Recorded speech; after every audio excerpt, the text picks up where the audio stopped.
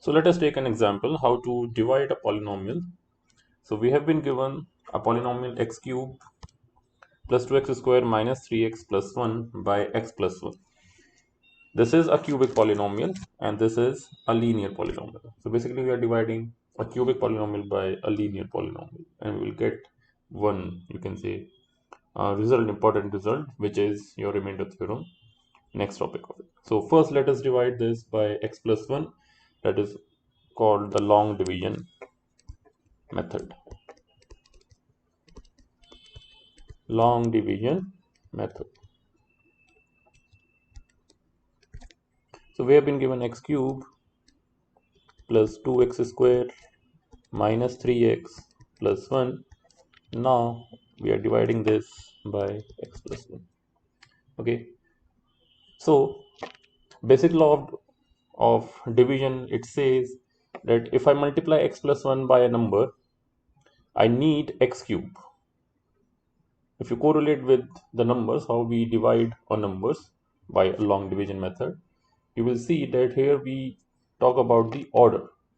Means, for example, if I say here that I need to multiply x by some number to get highest order as x cube, so I should multiply this by x square in order to get x cube, because orders get added if you are multiplying two variables. So here I need x cube here, so I should multiply x plus 1 by x square in order to get x cube. But mind it, here we are multiplying x plus 1, not just x by x square. So this x will be multiplied and again this 1 will also be multiplied by x square, right? So if I multiply this, I will get x cube plus x square will be multiplied by 1, I will get x square, right? So I will subtract this. So I'm writing the change of sign in the bracket. If I subtract this, this will get eliminated and I remain with 2 minus 1 is just x square. Now I copy the remaining one, which is minus 3x plus 1. Again, the degree or the order of the remainder is greater than the order of the divisor, as we saw in the previous slide, that order of this remainder must be less than order of divisor, just like remainder must be less than the divisor in case of numbers.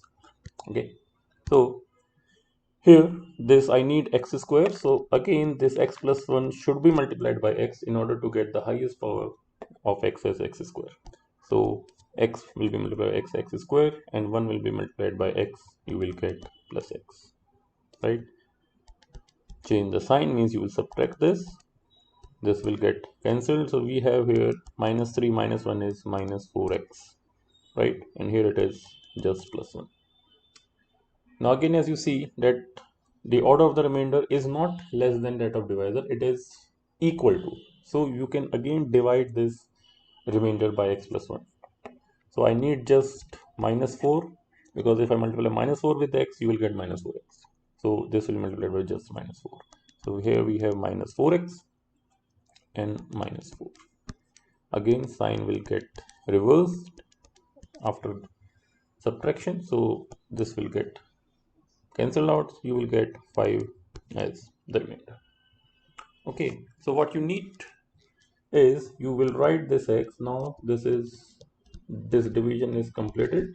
You will write this polynomial using the identity, which is that any polynomial px can be written as the multiplication of two polynomials. One is your divisor, which is x plus 1, into quotient, which is x square plus x minus 4 plus remainder. Okay, this is simply that px can be written as qx into dx plus remainder as rx. Okay, this is how we divide any polynomial by some given polynomials. Okay, what you need to keep in mind is you have to look at these first terms, sorry, not coefficients, this x cube in the very first, you can say, multiplication. So I need this highest degree as cube, so I need to think that if x will be multiplied by x square, then only you will get x cube. Similarly here, I thought that I need x square, so this x will be multiplied by this x to get x squared, and simply in the last one I need just minus 4x. X I already have, so this x should be multiplied by just minus 4 in order to get minus 4x. Okay, this is how we divide any polynomial, right? We'll keep this question in mind because the next topic is the remainder theorem.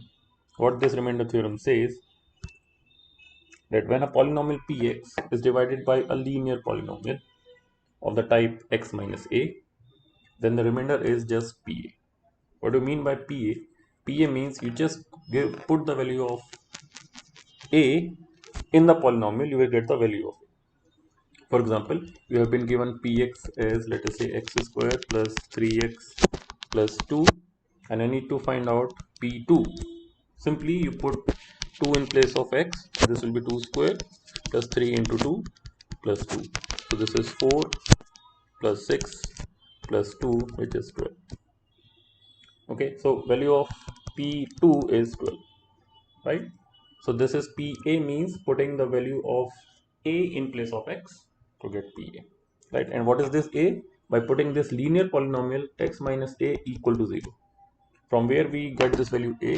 By putting this linear polynomial x minus a equal to 0, you will get x as a, right? So first, you can say first step in finding out the remainder, not just by long division, directly we can find out the remainder using this remainder theorem. The only condition is that if you are dividing a polynomial by just a linear polynomial, not any quadratic or any cubic polynomial, the divisor should be linear.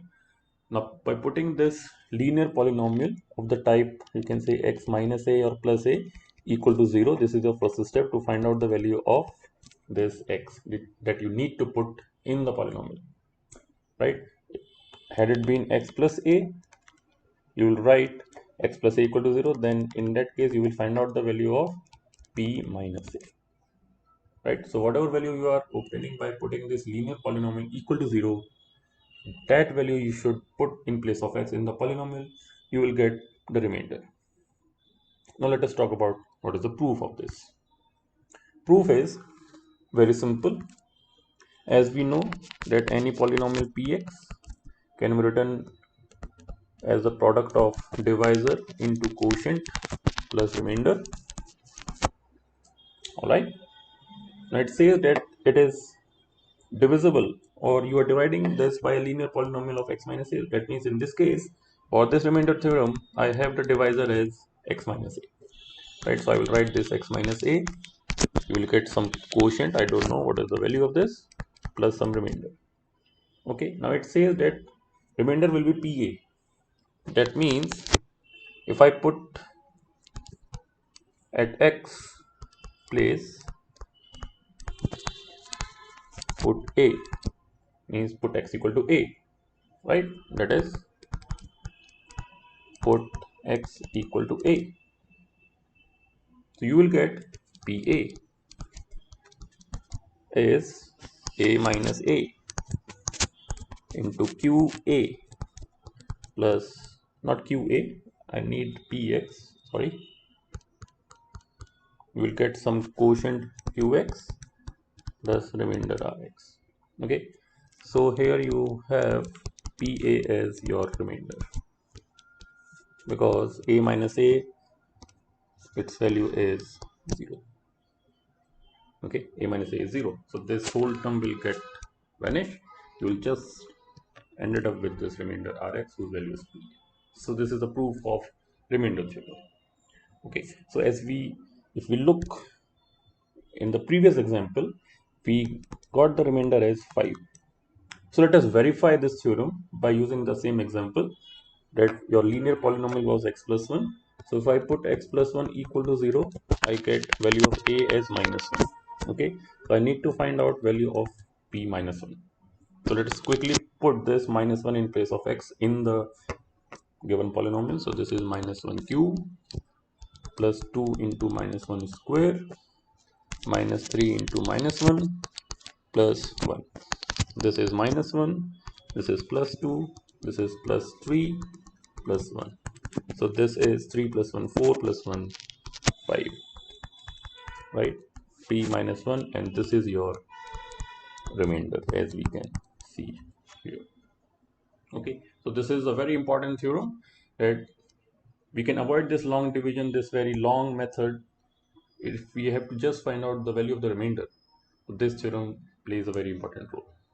Okay, in the next video we will see the extension of this remainder theorem if we have been given any linear polynomial, not just of the type x plus minus a.